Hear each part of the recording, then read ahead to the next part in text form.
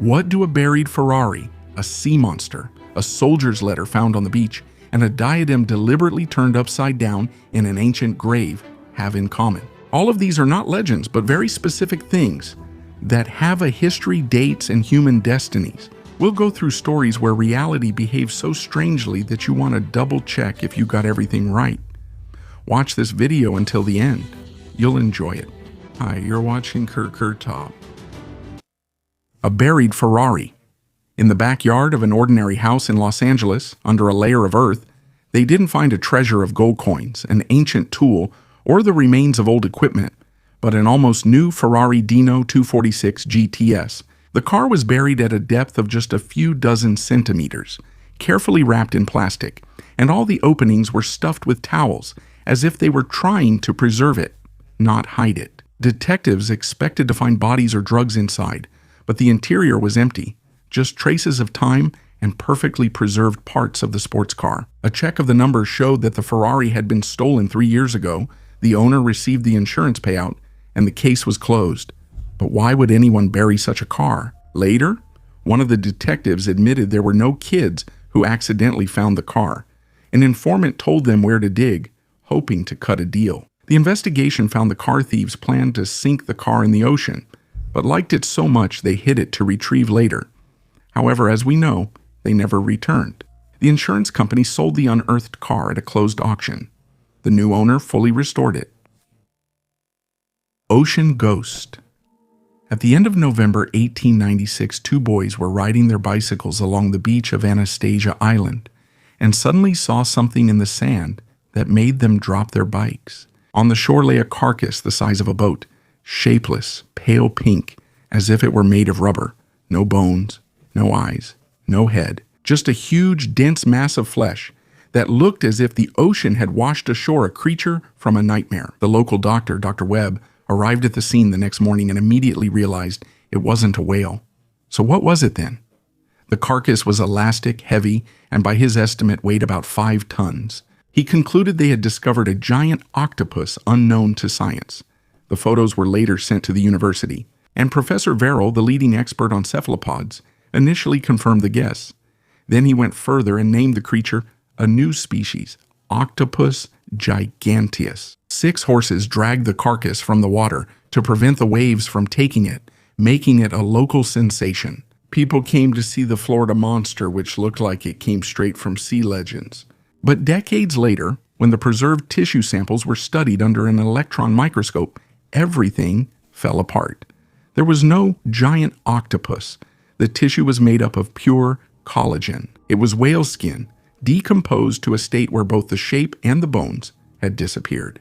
Today, scientists call such finds globsters, dense lumps of organic matter that the ocean washes ashore, turning an ordinary carcass into something like this. Something that looks like a mythical monster. Medieval humor. In Belgium, there is an unusual ceramic plate from the late 15th century.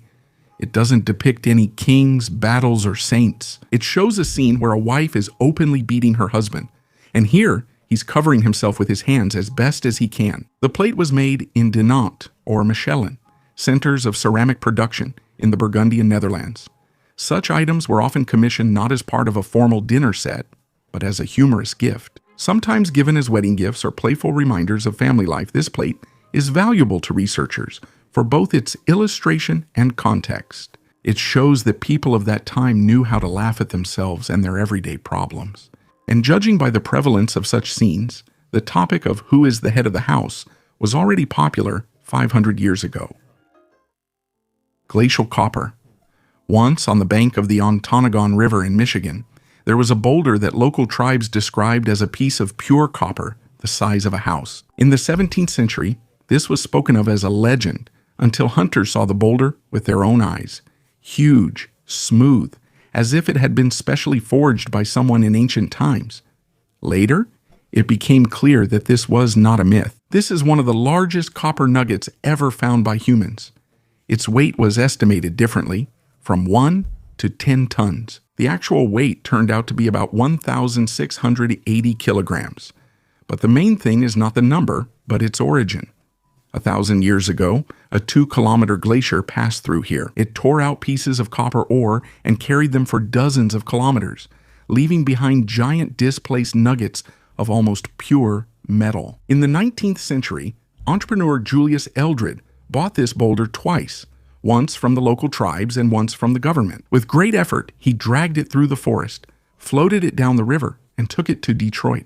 The government later bought the boulder back, paying him 4 times more. Today, the Ontonagon nugget is at the National Museum of Natural History.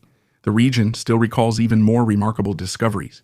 A few years ago, a giant weighing 28 tons was discovered in the forest, an untouched tomb with ornaments. During the excavations in the northern part of Budapest, archaeologists came across a stone sarcophagus that looked as if it had been sealed just yesterday. No signs of break-in or attempts at reuse, a rarity for the 4th century Roman Empire, where tombs were often opened and reused.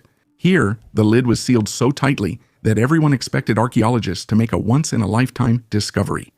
Inside the sarcophagus was the carefully laid out skeleton of a young woman. Nearby were glass vessels, delicate bronze figurines, a bone hairpin, an amber pendant, and about 140 coins. Even fabric remnants with gold thread were preserved. It's very rare for ancient clothing to survive for centuries. Archaeologists quickly recognized this as the grave of someone extraordinary. The young woman belonged to the wealthy class of society, possibly to the family of an administrator of Aquincum, a Roman city on the Danube. In ancient times, legions were stationed here. Trade routes passed through, and life thrived on the border of the empire. The sarcophagus was found among the ruins of houses near Aquincum and several other burials, but none of them can compare in wealth and preservation to this tomb. When clearing the bottom of the sarcophagus, specialists found a layer of dirt 4 centimeters thick. They sift it carefully, because in such places miniature ornaments are often left behind. Earrings, buckles, pins. Some of them may still be hidden there. Even after 1,700 years, it's clear that the girl was buried with great care. Finds like these remind us that behind every ancient tomb was a real person and the people who loved her. The Sumerian planisphere. In the 19th century, archaeologists were excavating the library of King Ashurbanipal in Nineveh, and among thousands of tablets they found a strange round piece of clay. It had sector lines and cuneiform writing on it. Later it turned out that they were looking at one of the oldest star maps, created by the Sumerians about 5,500 years ago. The planisphere is small, but it is made carefully. It marks sections of the sky, the positions of celestial bodies, and notes about a rare bright object that was observed in that era. For the Sumerians, this was not an abstraction. Such tablets helped them calculate time, holidays, and agricultural cycles. People did not look at the sky for romantic reasons. They needed to know when to expect floods, storms, or the start of a season. And the most amazing thing is that this map is still readable today. Even after thousands of years, you can see how the ancient inhabitants of Mesopotamia tried to bring order to the night sky and make it understandable. This is a small object that shows how early people began to systematically study the world around them. A mosaic with the 4 elements. During the final excavation season at Urfa Castle, archaeologists uncovered a section of the floor that at first seemed like ordinary masonry, but when they removed the layer of soil, it became clear. Beneath their feet was a mosaic created in the 5th century, and it was in very good condition. Black, white, and red stones formed a pattern that resembled both geometry and the ancient cosmos. The mosaic features animals, plants, and the 4 elements. For people of the 5th century, this was a familiar way to explain the structure of the world. Through images of nature, which were easily understood both in religious and everyday contexts. Here, everything looks not like a ceremonial illustration, but like a clear picture of the world that was used in an ordinary community. In the corner, archaeologists found a medallion, a circle with images of celestial elements like a microscopic model of the universe. Similar medallions were likely intended for all 4 corners of the floor, but so far, only 1 corner has been excavated. The inscriptions nearby mention Bishop Kairos, Priest Elias, and Deacon Arabilis, people who led the church community a millennium and a half ago. 3 burials of clergymen were found next to the mosaic. This suggests that the room was not just a hall, but part of a church, a chapel, or a martyrium, a place where the memory of martyrs was preserved. Urfa was generally considered the city of Abraham, and every layer here breathes ancient traditions, from Judaism to early Christianity. The Mosaics survived earthquakes, renovations, wars, and the passage of time. It wasn't torn up, destroyed, or replaced. It was simply covered up, and it lay underground for 1,500 years, preserving lines so sharp that it seems as if it was made for today's viewer. Gold fallen from the rainbow.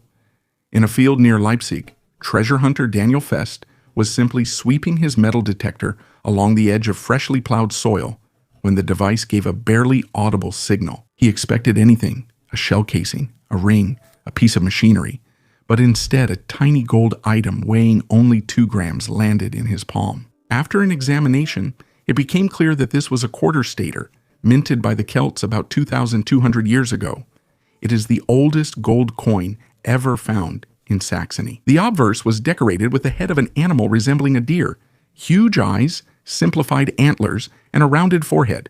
On the reverse, there was a torque with thickened ends, a star, and a central sphere. These motifs point to northern Bohemia, meaning the coin arrived in the region long before any Celtic authority appeared here. Such items were worn as status symbols, talismans, or stores of wealth among the elite. And the very fact that the coin ended up so far from Celtic territories speaks of powerful trade connections that stretched across Central Europe long before Rome. And it has an almost fairy tale name. Coins of this shape are called rainbow cups, Regenbogen Schüsselchen. According to legend, they appeared where the rainbow touched the ground. Farmers often found them in fields after rain, thinking the gold had actually fallen from the sky. An oak cart.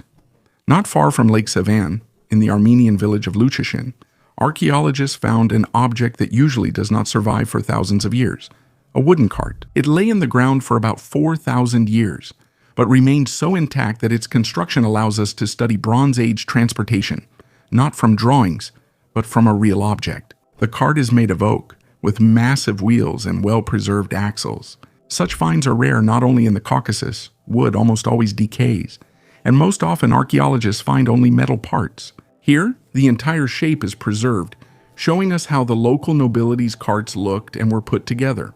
Lucheshin is known for its large Bronze Age necropolis, and many rich burials included carts, weapons, and ornaments.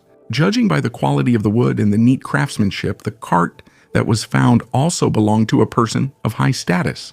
It was probably part of the grave goods. For researchers, this find shows what transportation was like in the territory of Armenia at that time, and confirms that local communities actively used wheeled transport long before large states appeared here. The head of Medusa. At Emperor Hadrian's villa in Tivoli, archaeologists found a bronze head of Medusa the Gorgon, the very mythical figure who was supposed to turn people to stone with a single glance. But in reality, it was used differently. In Roman culture, the image of Medusa served as a protective symbol. Her face was placed on shields, on the walls of houses, on shoulder guards, and even on floors to ward off evil. The head from Tivoli dates back to around 120 AD. It is made of bronze with detailed strands of snakes and a calm, almost human expression. This is not a terrifying monster, but rather an idealized image. The Romans often softened the features of mythical creatures, turning them into decorative elements. Hadrian's villa was a huge complex with pools, halls, gardens, and copies of Greek statues. The emperor collected everything he saw during his travels: architecture, sculpture, and decorative elements. The head of Medusa probably decorated one of the halls or a facade, fitting into the overall design of the villa, where Greek myths were combined with Roman taste. A city on the edge of the desert. A few kilometers from Baghdad, among the sands, stands a huge structure that from a distance looks like a natural rock. But this is a ziggurat. The ziggurat of Dur-Kurigalzu is a temple tower built by the Kassite kings more than 3,400 years ago. Once this was the capital of a dynasty that ruled Babylonia for almost 4 centuries. The city was founded by King Kurigalzu III. Its appearance was no accident. A major route passed nearby, connecting Mesopotamia with the Iranian plateau and the regions where lapis lazuli was mined. Dur-Kurigalzu covered about 225 hectares, was protected by a massive wall, and consisted of several mounds where residential quarters, temples, and service buildings were located. The main building was a huge ziggurat dedicated to Enlil. Today, only its inner part, the brick core, remains of the tower. The outer layers were destroyed by time, wind, and rain, but because of this, scientists had the opportunity to see construction details that have hardly survived anywhere else. Erosion revealed layers of reed mats and bundles that ancient builders placed between the bricks to reinforce the structure and compensate for ground subsidence. In the 19th century, travelers confused the ziggurat with the remains of the biblical Tower of Babel, which only added to the site's mystique. In the 1940s, archaeologists cleared the lower levels, and in the 1970s, Iraqi authorities reconstructed part of the first tier in an attempt to stop the destruction. Today, Dur Kurigalzu is in a fragile state. It is not collapsing instantly, but it is slowly crumbling and needs preservation. The fate of the ancient city depends on the stability of the region and the ability to attract specialists. The Garmsar Salt Cave. In the Iranian district of Garmsar, there is a place that looks as if it was built by modern engineers. Huge stone columns, even walls, an archway disappearing into the darkness. But all of this was carved out by hand back in the time of the Achaemenid Empire, about 2,500 years ago. Salt was mined here. The workers extracted layer after layer, leaving massive salt pillars between the excavations, natural supports without which the cave would have collapsed. This method of extraction is rare, because usually in ancient times mines were small, but Garmsar is a huge multi-kilometer system created even before the Hellenistic era. The salt here was used not only for cooking, it was used in medicine, for food preservation, in household tasks, and even in religious rituals. That's why the mining was done carefully. They cut it in straight lines, leaving a geometry that today looks almost unreal. The cave has 27 shafts, some going dozens of meters deep. And the most amazing thing is that it is still completely stable. The salt columns have withstood time, earthquakes, and changes in humidity. The cave has become a tourist attraction. People come to see the underground city that doesn't need cement or metal beams. How was this ancient wonder of the world preserved? At the beginning of the 19th century, engineers faced a problem. The Colosseum began to tilt. Its southern part had sunk back in ancient times, but by the 1800s the cracks spread further, and part of the walls could have collapsed. To stop the destruction, Roman engineers used a solution that seems unexpected today. They reinforced the amphitheater with giant iron hoops. These metal bands ran right along the outer perimeter, securing the masonry and distributing the load. The work began around 1807 and continued for almost the entire 19th century, strengthening the structure with more and more rings and supports. For that era, it was a large-scale operation, requiring calculations, blacksmiths, and masons, all without modern machines. The hoops remain today. They are easy to spot on the outer arches if you know where to look. The iron cages of Münster. On the spire of St. Lambert's Church in Münster, 3 metal cages hang. Tourists often mistake them for decorative elements, but they are a real part of 16th century history. After their execution, the bodies of the leaders of the Münster Rebellion were displayed in these cages. At that time, the city fell under the control of a radical Anabaptist movement. Its leaders, Jan of Leiden, Bernd Knipperdolling, and Bernhard Krechting, introduced new laws, established a new order, and kept the city under siege. After the fall of the Münster Commune, all 3 were executed publicly, and then their bodies were placed in these cages to show the rest of Europe how such uprisings end. Over time, the remains were removed, but the cages were left. They were repaired several times and moved higher, but the meaning remained the same. This is a direct and honest artifact of that era without sugarcoating. Now they seem like something from a museum, but in the 16th century it was a clear warning to people, visible from every corner of the city. These cages survived wars, reconstructions, and changes of eras, and they still hang on the bell tower as one of the most unusual reminders of European religious conflicts. Box bed. In late medieval Europe, there was a type of furniture that seems strange today: enclosed bed chests. These are wooden boxes with doors or curtains, inside which there was a sleeping place, essentially a bed cabinet. They were placed in homes for one simple reason: warmth. In unheated rooms, nighttime temperatures neared the outdoors, and drafty walls let in cold air. The enclosed bed kept warmth in, making the small space feel cozy. Sometimes it was so warm inside that even babies were placed there so they wouldn't get cold. These beds were made from solid wood, decorated with carvings or ornaments. In wealthy homes, they blended into the decor, while in ordinary homes, they were plain wooden boxes. People usually slept inside in a semi-sitting position, thought to be healthier and more comfortable. An enclosed bed was considered a sign of wealth.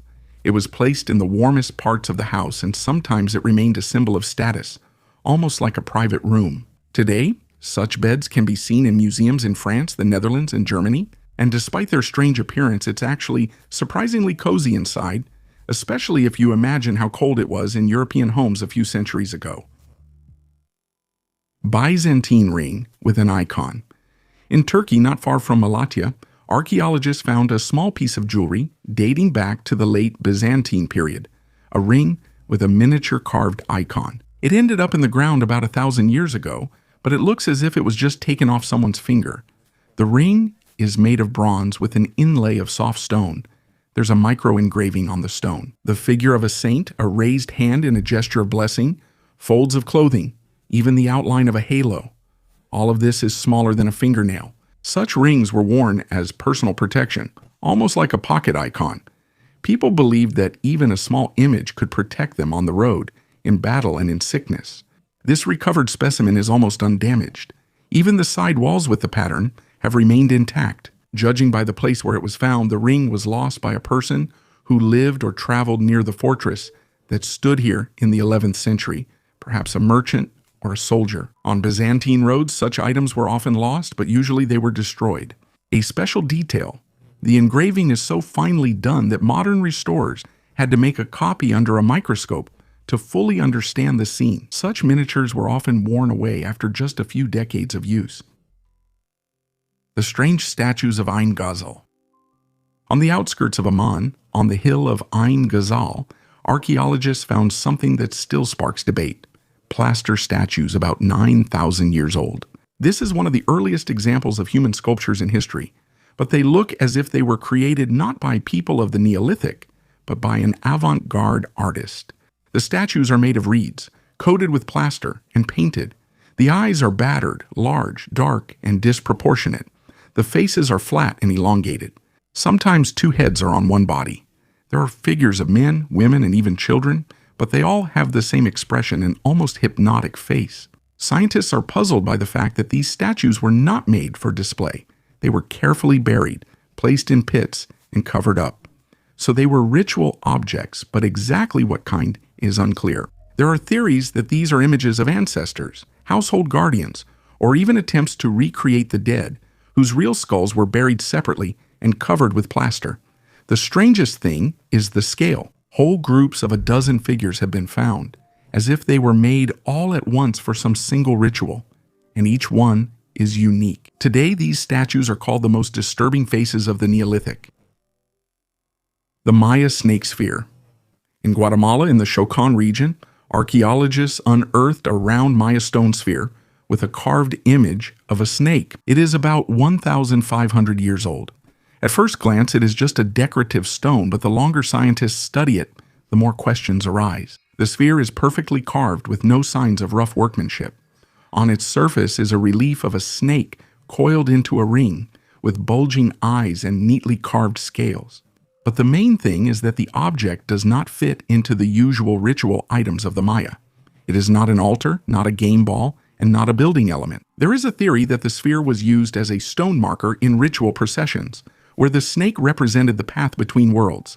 There is also a suggestion that it is part of a complex dedicated to Kukulkan, and there is a hypothesis that the stone was rotated. In some areas there are traces of slight wear, as if it was spun in someone's hands or on the floor.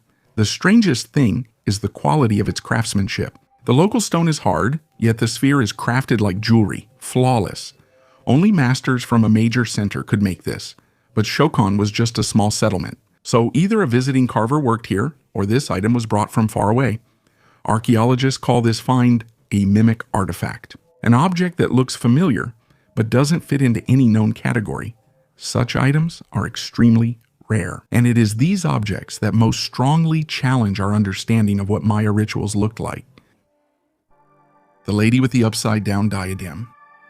During excavations in Boeotia, archaeologists found a necropolis from the 7th century BC, but one grave immediately stood out from the rest. It was the burial of a young woman now called the lady with the upside-down diadem.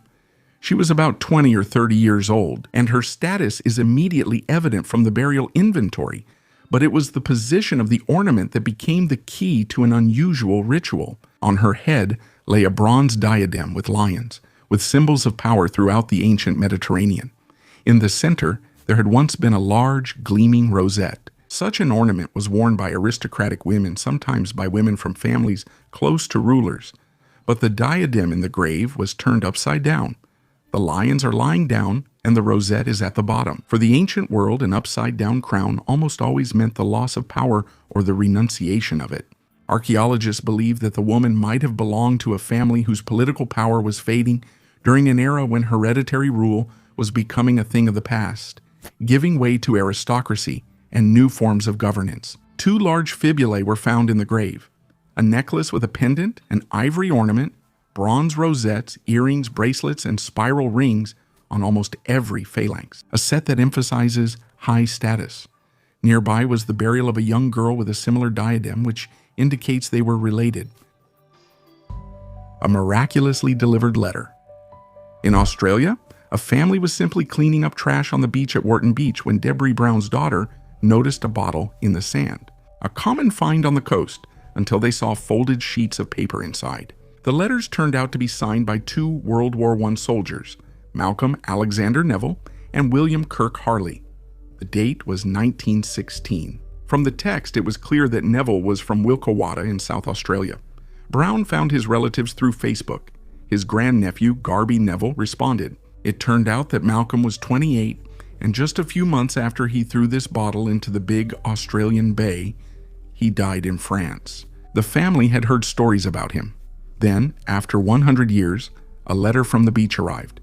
They were also able to contact the relatives of the second soldier, Harley. His granddaughter says the family is still in shock, as if their grandfather himself reminded them of him from the past. For them, this bottle is not just an artifact, but a direct contact with a person who had always been almost a legend to them. Oceanographer Charita Patiarachi suggests that the bottle itself was drifting for a short time, a few weeks or a month, before it washed up on Orton Beach. Most likely it was quickly covered by sand and spent the rest of the time just lying under a layer of soil, waiting to be dug up again.